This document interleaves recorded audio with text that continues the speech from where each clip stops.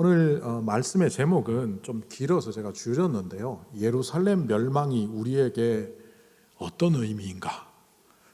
그래서 그냥 멸망 이렇게 줄였는데 이걸 이제 어떤 역사적 사건과 연결해서 봐야만 합니다. 그러니까 AD 70년에 예루살렘 도성이 로마군에 의해서 철저히 파괴됩니다. 아주 철저히 파괴됩니다. 그 역사적인 사건이 일어나기 전에 예수님 말씀하셨지만 그 역사적 사건을 우리가 좀 알아야 이 말씀을 입체적으로 볼 수 있을 것 같아서 좀 긴 영상이지만 영상 하나를 보고 말씀을 나누도록 하겠습니다.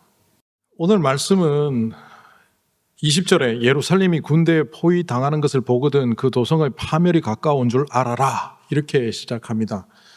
보통 돌려서 말씀하실 때도 있는데 이것은 그냥 대놓고 군대가 예루살렘 도성을 에워쌀 것이고 그 에워싸면 그것은 곧 끝난다, 이렇게 말씀을 하시고 있습니다.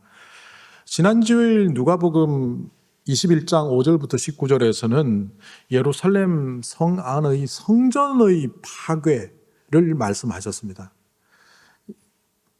기억하시겠지만 예수님이 이렇게 말씀하셨죠. 너희가 보고 있는 이것들이 돌 한 개도 돌 위에 남지 않고 다 무너질 날이 올 것이다.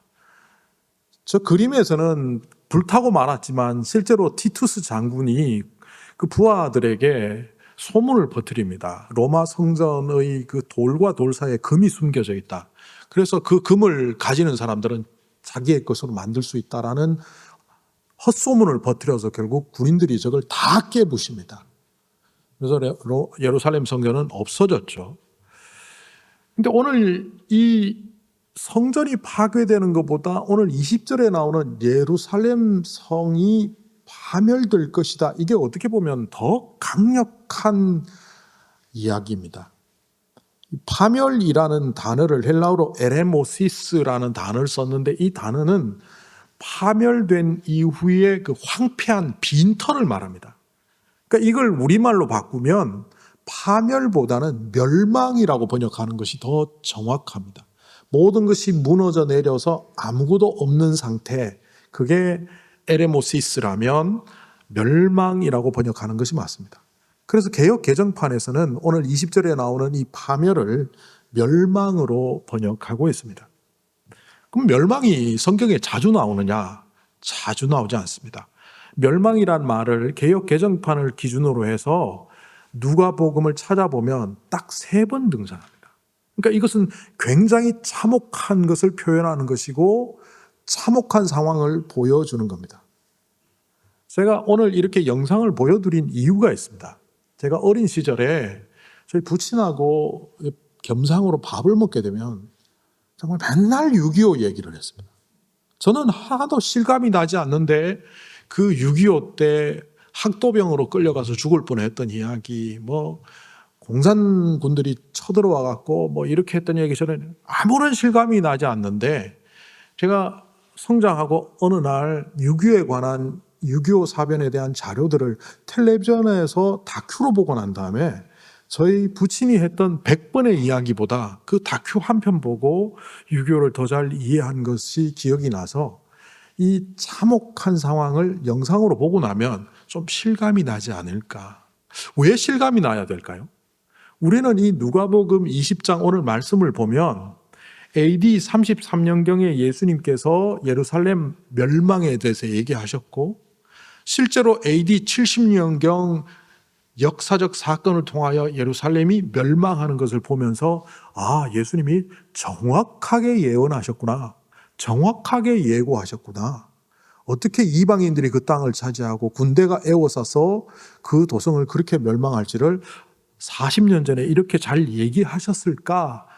여기에 초점을 맞추지만 사실 우리가 놓치는 게 하나 있습니다. 그게 뭐냐 하면 누가복음이 쓰여지던 시기는 학자들의 연구에 의하면 AD 65년에서 70년 무렵이라고 합니다. 좀 전에 보았던 그 유대 항쟁을 이른바 역사 속에서는 로마의 기록에서는 AD 66년부터 AD 70년 사이에 일어났던 유대 반란 사건이라고 말하는 반면 이스라엘의 입장에서는 그것을 유대 1차 독립전쟁이라고 합니다. 그러니까 66년부터 70년 사이에 일어났던 수많은 전투와 전쟁을 통하여 무려 110만 명의 사람들이 죽었거든요. 로마인을 말하는 게 아니라 유대인들이 110만 명이 죽고 무려 10만 명의 사람들이 노예로 잡혀갔습니다. 그 당시에 유대의 인구는 270만 명으로 추산이 됩니다. 그러니까 뭐 한 3분의 1도 넘는 사람들이 죽고 10만 명이라는 막대한 젊은이들이 노예로 잡혀가는 그 사건을 이 누가복음을 읽는 사람들은 이미 지나고 난 다음에 봤다는 거죠. 오늘 우리는 40년 전에 예수님이 정확히 아셨네, 예고하셨고 예언하셨다 이렇게 바라보지만 당시에 누가복음이 기록되던 당시에 이미 예루살렘은 지구상에서 사라졌을 수도 있고 성전은 파괴된 이유일 수 있습니다. 뭐 성전 파괴 이전에 누가복음이 기록되었다 할지라도 누가복음이 기록되어서 70년 이후에 보급이 되기 시작하는데 AD 75년경에 누가복음을 들고 오늘 이 말씀을 보는 사람들은 섬찟한 겁니다. 주님의 말씀이 실제로 역사 속에서 이렇게 성취되었구나. 그중에는 자기의 가족들이나 친척들이 죽임을 당한 사람들도 있고 그것을 간접적으로 본 것이 아니라 현장에서 직접적으로 경험한 사람들도 있는 것을 볼 때 이 성경의 이야기는 마치 현장감 있는 이야기일 뿐만 아니라 섬찟하고 소스라치게 놀랄 만한 그런 사건으로 누가복음 1차 독자들에게는 다가왔을 겁니다. 그러면서 이런 생각이 들었을 거예요. 꼭 이렇게 예루살렘 도성을 멸망시키셔야만 했나? 하나님은 왜 이 예루살렘을 멸망시키셨는가? 동영상으로 작성된 이 근간이 되는 역사서가 있습니다. 저도 그걸 통해서 지금 유대 전쟁사를 이야기하는데 이게 바로 플라비우스 요세푸스라는 사람이 AD 75년경에 로마에서 기록한 유대 전쟁사라는 내용에 다 있는 것들입니다. 본래 이 사람은 AD 66년 갈릴리에서 로마군에 항쟁하던 독립군이었습니다. 그러다가 포로로 잡혔고 베스파티아누스 황제에게 잘 보여서 베스파티아누스 황제의 이름이 플라비우스 아닙니까? 그 이름을 받게 됩니다.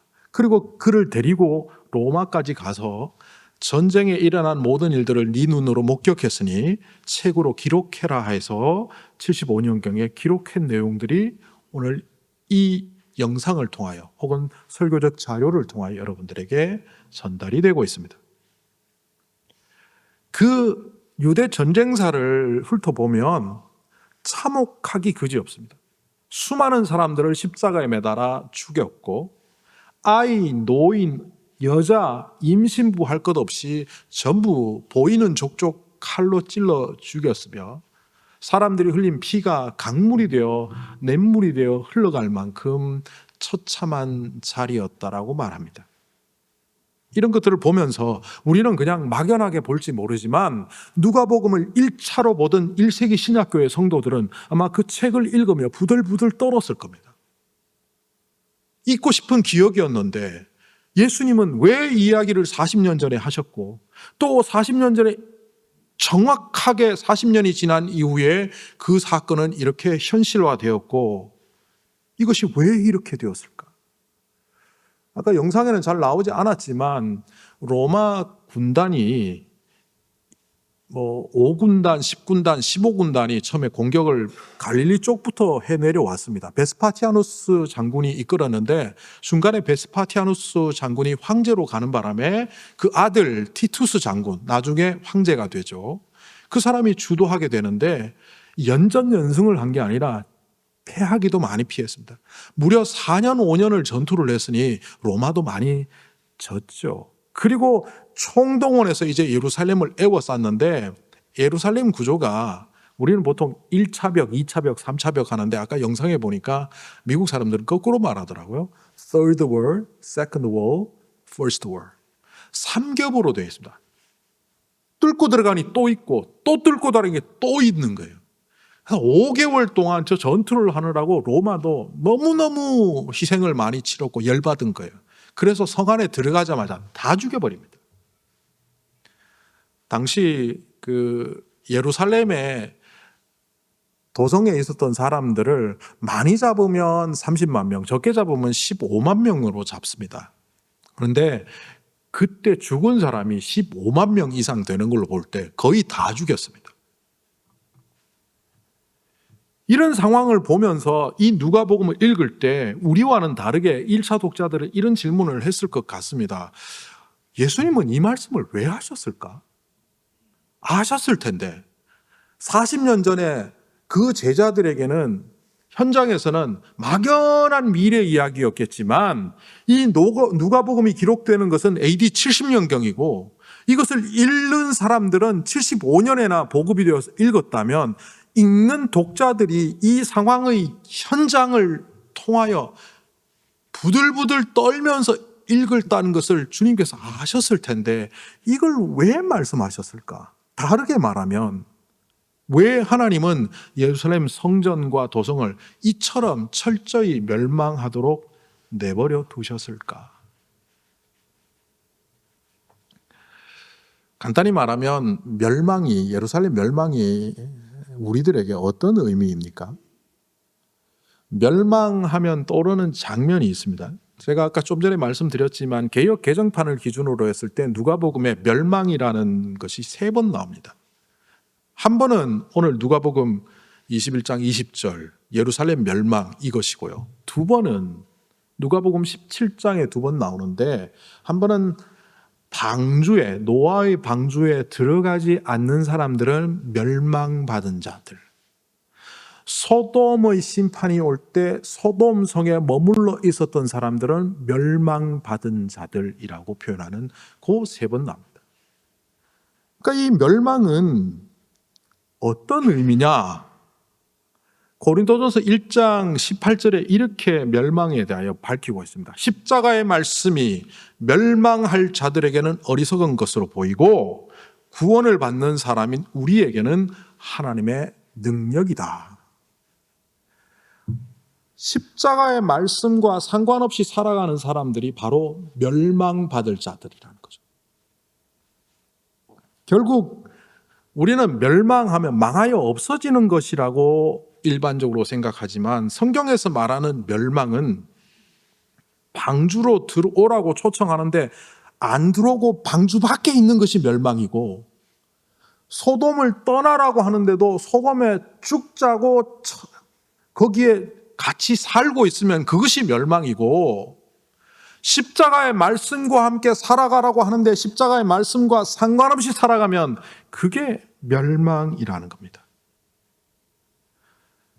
다르게 말하면 방주 안에 하나님과 동행하고 소돔을 떠나면서 하나님의 인도하심 안에서 동행하고 하나님의 말씀으로 하나님과 동행해야 되는 그 동행을 버리고 자기의 생각과 자기의 고집과 자기의 뜻대로 살아가면 그게 멸망이라는 겁니다.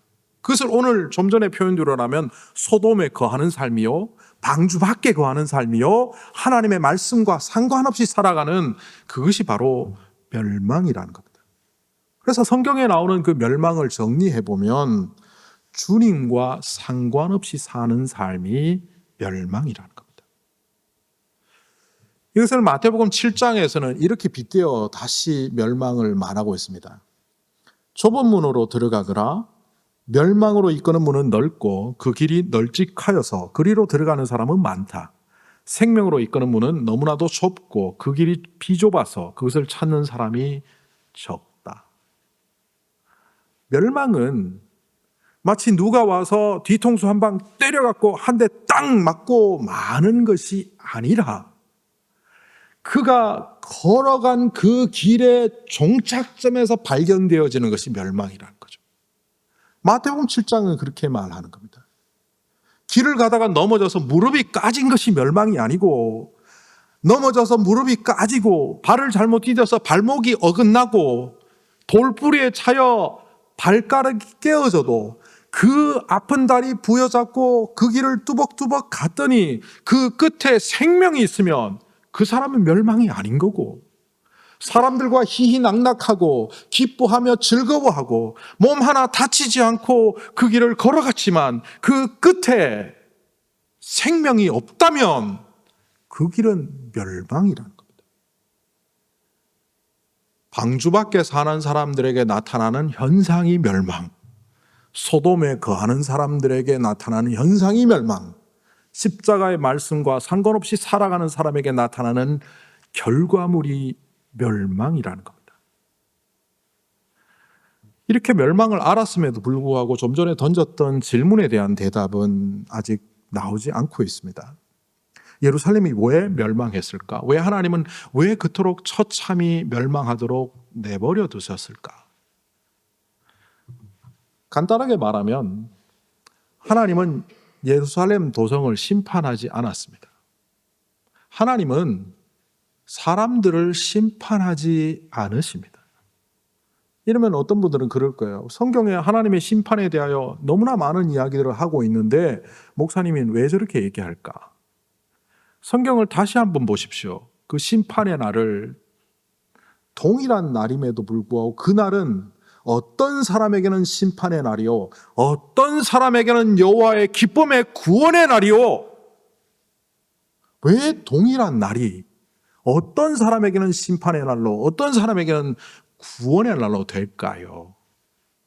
그걸 저는 이렇게 말합니다. 우리가 생각하는 것처럼 하나님은 심판을 하지 않으십니다. 어둠이 언제 사라집니까?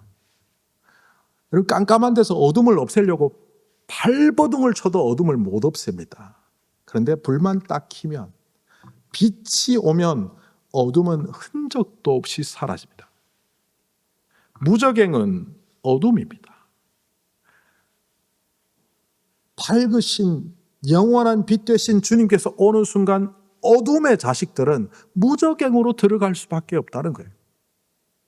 하나님이 죽이고 살리고 불에 넣고 칼로 찌르고 찢고 하지 않아도 저절로 불의한 자들은 심판으로 끝나버린다는 겁니다.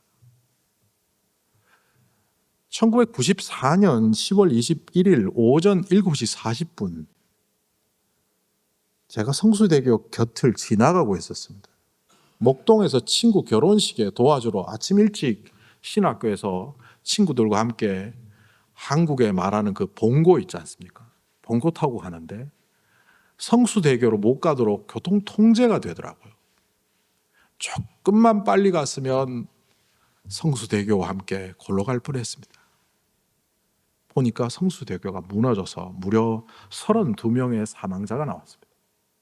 그리고 그 다음 해 1995년 6월 29일 오후 5시 55분 1분도 안 된 시간에 그 당시 우리나라에서 제일 비싼 백화점이었던 삼풍백화점이 무너졌습니다. 깔린 사람들만 1,500명, 구조되었지만 죽은 사람들이 500명이 넘는 불상사가 있었습니다.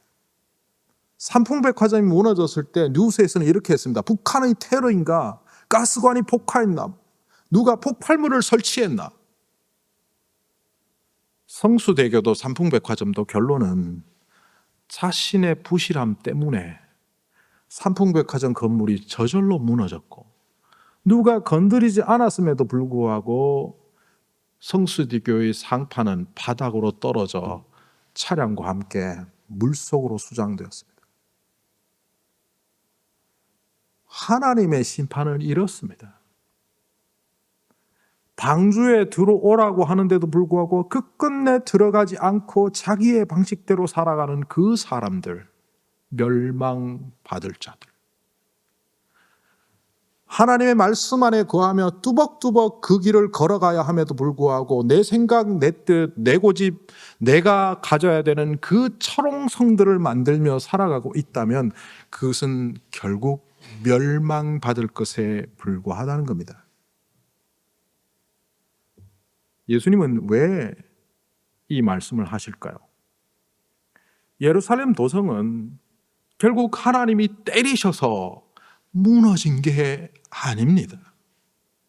거창하게 무려 80년에 걸쳐서 예루살렘 성전을 만들었음에도 불구하고 1겹, 2겹, 3겹으로 3개의 성벽을 만들어 철옹성을 만들었음에도 불구하고 그 안에 하나님이 없고 그 안에 하나님께 순종하는 사람들이 없고 그 안에 하나님의 뜻과는 무관한 사람들이 가득 찼을 때 거기는 여지없이 무너지는 멸망의 도성에 불과했다는 겁니다. 1차 유대 독립전쟁을 66년부터 70년으로 학자들은 많이 꼽고 있지만 또 어떤 학자들은 66년부터 73년까지 말합니다. 예루살렘에서 피난을 간 일부 사람들이 사해 근처에 있는 마사다 천의 요새 위에 숨어서 로마에게 항전을 했습니다. 항전을 하다 결국 로마의 공격에 모두 죽게 된, 포로로 잡히게 된 그 즈음에 960명의 사람들 중에 953명은 모두 한날 죽고 노약자 7명만 살아서 그 당시의 내용들이 세상에 공개되었습니다. 73년 마사다에서 그 1000명에 가까운 사람들을 항전하며 지도하던 그 지도자의 이름은 엘리에셀 벤 야이르입니다. 우리식으로 얘기하면 야이르의 아들 엘라살입니다. 이 사람이 이렇게 말했습니다. 로마의 개 노예로 살아가느니 자유인으로 죽자. 이제 우리에게 주어진 것은 죽음을 선택할 자유가 있다. 그런데 가만히 한번 보자. 1부 때는 그 내용을 제가 그대로 다 읽어드렸는데요. 2부 때는 제가 의역해서 설명해 드리겠습니다. 우리는 하나님이 자비를 베푸셨다면 예루살렘 도성도 망하지 않았을 것이고 우리 동족들이 적들의 손에 죽지 않았을 것이라고 생각한다. 마치 하나님이 심판하셔서 예루살렘 성이 저렇게 괴멸된 것이라고 생각한다. 그리고 살아남은 우리는 그들보다 더 의로워서 자유와 우리 민족을 지킬 자격이 있는 것처럼 생각하지만 아니다. 착각이다. 하나님은 우리에게 가르쳐 주신다. 이 모든 것이 우리의 착각이벌. 더 간단하게 줄여보면 이 엘라살이 했던 말은 뭐냐 하면 하나님이 심판하셔서 이스라엘이 망하고 예루살렘이 망한 것이 아니라 예루살렘의 사람들이 우리들이 범죄한 그 결과로 하나님을 제대로 믿지 않고 기회를 주셨음에도 불구하고 그 기회를 붙잡지 않았기 때문에 결국 우리는 모두 파멸하게 된다. 그리고 오늘 우리가 죽어서 우리 후손들에게 이것을 기억하게 하자. 자신들이 의롭지 않다는 거예요. 예루살렘 파멸은 하나님 탓이 아니라는 거예요. 우리 자신의 결과물이라는 거예요.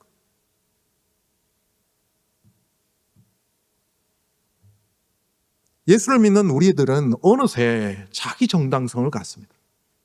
내가 구원받고 예수 그리스도로 말미암아 구원의 백성이 된 것이 마치 자격이 있는 것처럼 나보다 조금 못한 사람들 함부로 폄하하고 나의 마음을 불쾌하게 하는 사람들은 여전히 미워하는 것이 살인이라고 하셨음에도 불구하고 주님의 말씀과 상관없이 미운 사람은 철저히 미워하고 이득이 생기는 사람들은 가까이 하며 그렇게 살아가고 있다면